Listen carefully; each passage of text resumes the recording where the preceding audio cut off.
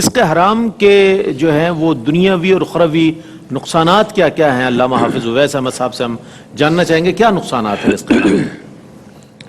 بسم اللہ الرحمن الرحیم۔ جی یقیناً رزق حرام ایک ایسی کبھی چیز ہے کہ اس کے دنیا میں بھی نقصانات ہیں اور اس کے اخروی بھی نقصانات ہیں۔ کسی چیز کے دنیاوی اور اخروی نقصانات کا ہونا ہی اس کی قباحت اور اس کی برائی کو واضح کرتا ہے۔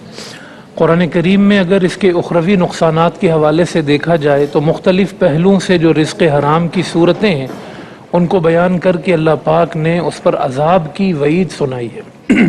ان کثیرا من الاحبار والرہبان لیأکلون اموال الناس، کہ پہلے زمانے کے جو پادری تھے وہ لوگوں کے ناجائز مال کھایا کرتے تھے۔ فرمایا فبشرہم بعذاب علیم، ان کو دردناک عذاب کی بشارت ہے۔ یتیم کا مال ہے، ان الذین یأکلون اموال الیتامی ظلما انما یأکلون فی بطونہم نارا وسیصلون سعیرا، وہ کھا بھی یتیم کا مال رہے ہیں تو آگ کھا رہے ہیں اور قیامت کے دن وہ جہنم میں ڈال دیے جائیں گے۔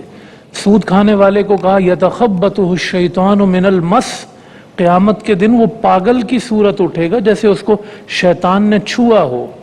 تو اللہ پاک نے کثرت کے ساتھ اس کی وعید کو بیان فرمایا۔ آپ صلی اللہ علیہ وسلم فرمایا کرتے تھے کہ جو گوشت جو خون تو اپنا بنا کے جائے گا اس مال حرام کے ساتھ، جب تک یہ جہنم کی آگ میں جل نہیں جائے گا تو جنت میں نہیں پہنچ سکتا ہے۔ تو اخروی نقصانات اس کے عذاب کی صورت میں ہیں، اللہ کی ناراضی کی صورت میں ہیں کہ حضور علیہ السلام فرمایا کرتے تھے اللہ کے سامنے کھڑے ہوگے اس وقت تک ہل نہیں سکو گے جب تک یہ نہ بتا دو کہ کہاں سے کمایا اور کہاں خرچ کیا۔ تو اس کی جواب دہی ہے اللہ کی بارگاہ۔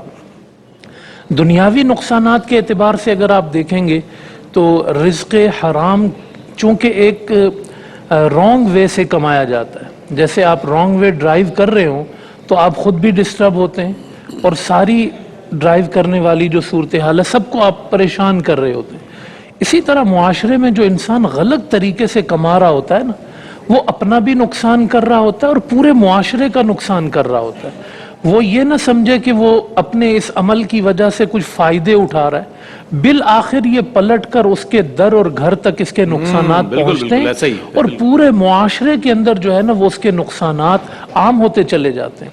آپ دیکھیں کہ وہ کوئی بھی ناجائز صورت اپناتا ہے، مثال کے طور پہ ہم لے لیتے ہیں جھوٹ بولتا ہے جی، اب اس کی ساکھ ہی خراب ہو جاتی ہے، وہ جھوٹا مشہور ہو جائے، یہ کتنا اس کے لیے نقصان دہ ہے۔ پیارے آقا صلی اللہ علیہ وسلم جب تجارت کرنے کے لیے گئے تو بہت زیادہ نفع لے کر آئے، تو غلام سے پوچھا نا سیدہ نے جی کہ بھئی یہ ان کا کیا رویہ تھا، تو کہا انہوں نے مال کا عیب بھی بیان کیا، کبھی جھوٹ نہیں بولا اور اخلاق بھی اچھے رکھے، تو سب سے زیادہ نفع ہوا۔ تو دیکھیں یہ نفع کی صورت ہے۔ اس کے اپوزٹ پہ آپ چلے جائیں گے تو انسان کی عزت بھی خراب ہوتی ہے، وہ ذلت کی طرف بھی جاتا ہے، اور پھر وہ جو حرام کا طریقہ اپناتا ہے وہ سب کا سب اس کی طرف پلٹ کر آتا ہے اور پورے معاشرے کو وہ نقصان پہنچا رہا ہوتا ہے۔ پھر انسان کے مال میں سے اللہ پاک برکت ہی اٹھا لیتا ہے، بالکل اس کا مقصود بن جاتا ہے کثرت، اسے برکت نہیں چاہیے، کثرت چاہیے۔ پھر اس کے اندر ہوس پیدا ہوتی ہے، اس کے اندر سے قناعت ختم ہوتی ہے۔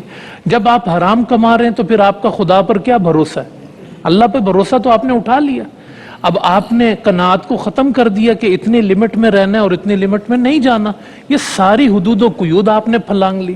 تو انسان کی جتنی اخلاقیات ہیں وہ اس میں برباد ہوتی ہیں، اللہ پر جو ایمان ہے اور جو یقین ہے اس میں کمی پیدا ہوتی ہے، اور پھر انسان کا جو اپنا عمل ہے وہ اس کی ذات کو ڈیمیج کرتا ہے، اور پھر وہ بہت سارے لوگوں کے نقصان کا باعث بنتا چلا جاتا ہے۔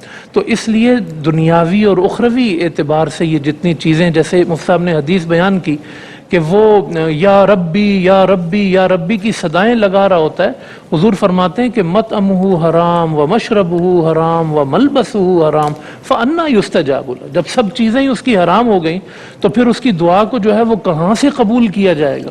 تو یعنی وہ خدا کی بارگاہ سے راندہ درگاہ کر دیا جاتا ہے، وہ پکارتا رہتا ہے، اس کی صداؤں کو خالی واپس لوٹایا جاتا ہے۔ اور یہ ایک انسان کے لیے جو ہے وہ سب سے زیادہ نقصان دہ چیز ہے کہ وہ اللہ کی بارگاہ سے بھی اپنا رابطہ اور اپنا تعلق جو ہے وہ کھو دے۔ اور یہ بڑا ایک مشہور وظیفہ تھا، صحابہ کرام حضور سے پوچھتے تھے یا رسول اللہ میری دعائیں کیسے قبول ہوں؟